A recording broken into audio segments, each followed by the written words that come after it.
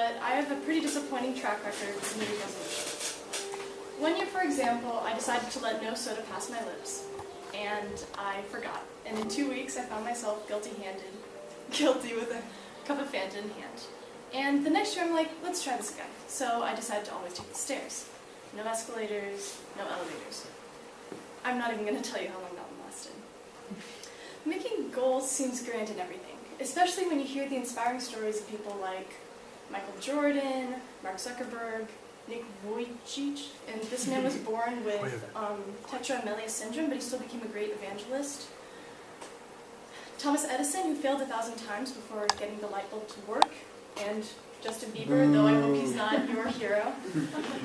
When you hear about people like this, maybe excluding Justin Bieber, who turn their lives around by setting their mind to something, we feel inflated, itching to run a race, to achieve something grand. We all have this picture of ourselves, like an ideal vision of who we want to be.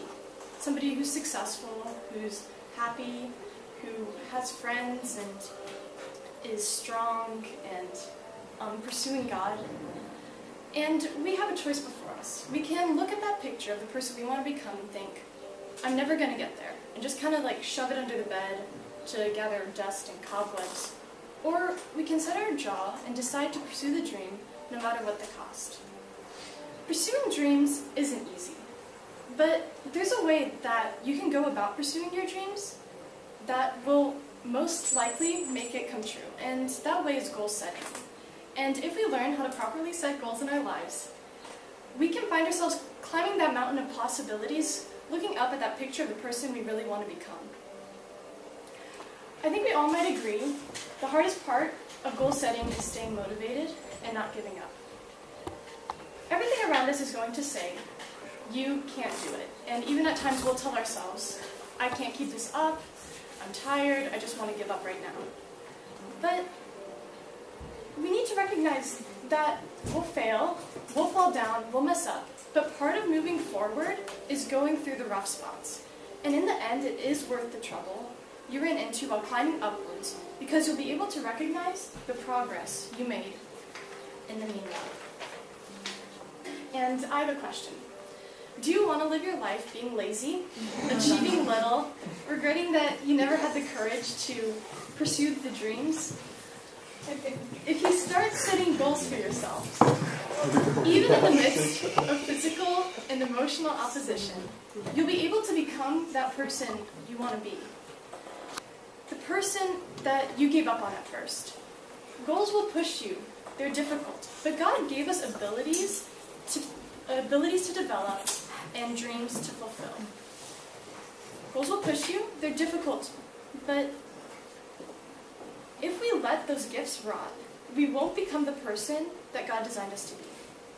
We need to be disciplined and determined in goal setting to achieve and grow. Because if we do, we can climb the biggest mountain and be victorious. When thinking about pursuing your dreams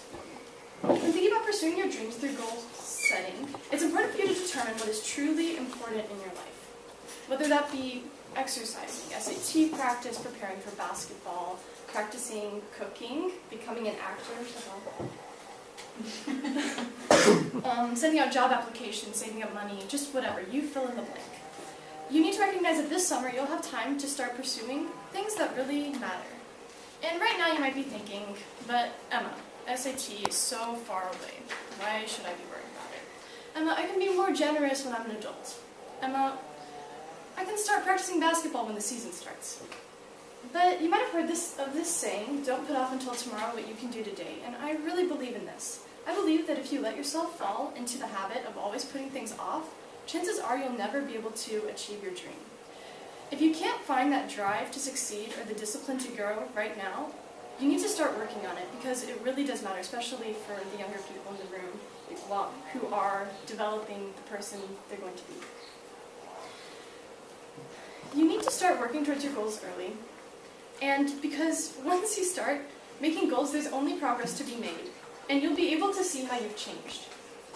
Now, I'd like to stick with our rock climbing theme and say that it's been your dream to become a rock climber ever since you were a little munchkin. You decide that there's no better time than the present to get started on this dream. If you want to start on the path that will best ensure your success, you'll start setting short and long-term goals. The short-term goals will take you to the climbing wall at the gym, and there you'll harness up and begin to strengthen your muscles and your fingers and your endurance.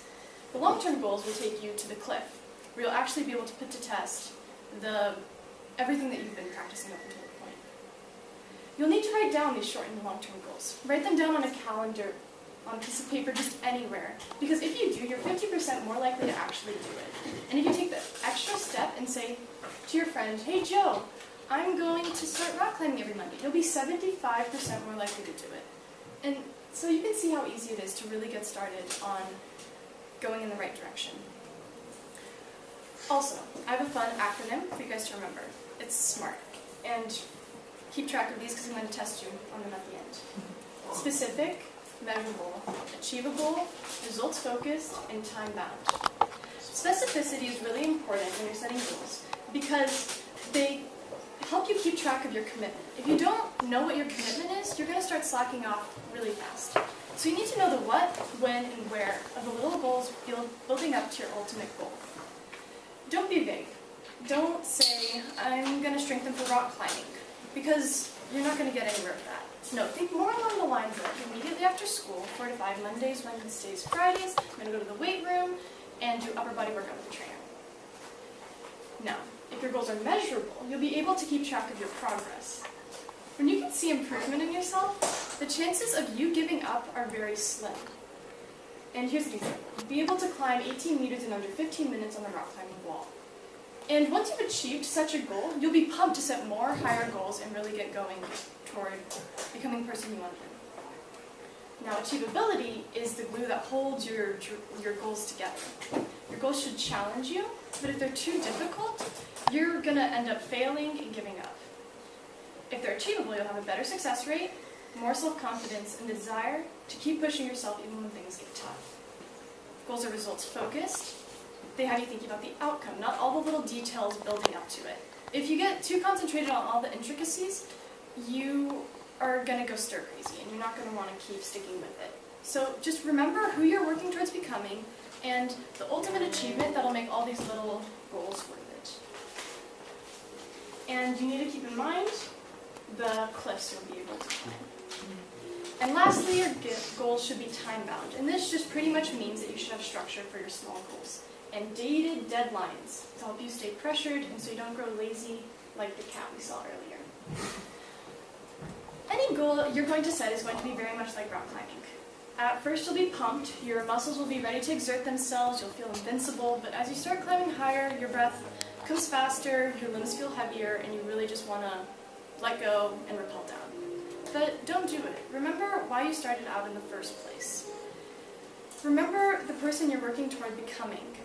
Instead of looking up the cliff and thinking, "I've a far way to go," look to the next ledge and the next ledge, because with each ledge, you're making huge progress and you'll be able to see change in yourself.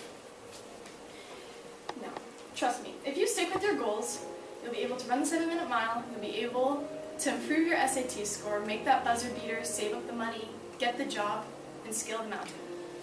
There's a lot here to remember, but if there's anything you're going to take away from this talk, remember, set SMART goals. No, say with me if you remember.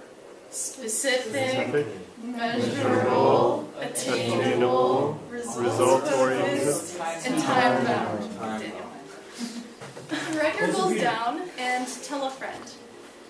The person you really want to become can become a reality if you stick with your goals and if you really work toward it. Don't just stand at the foot of the cliff and look up and think, it's not worth it.